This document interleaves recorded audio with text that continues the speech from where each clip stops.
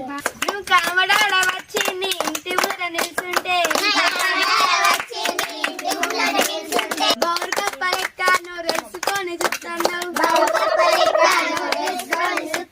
నీ కలలు పాడుగాను కరకాకి లెక్క ఉంది ఎందుకు జన్మించితి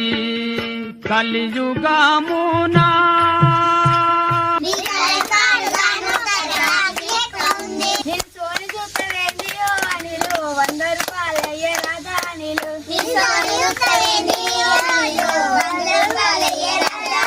నువ్వు 100 రూపాయలు అయ్యకుంటే అనిలు నంగబెట్టి గుద్దుతాము అనిలు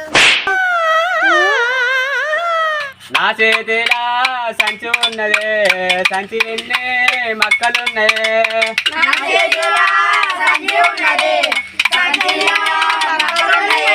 మక్కలు అమ్మితే పైసలు వస్తాయి.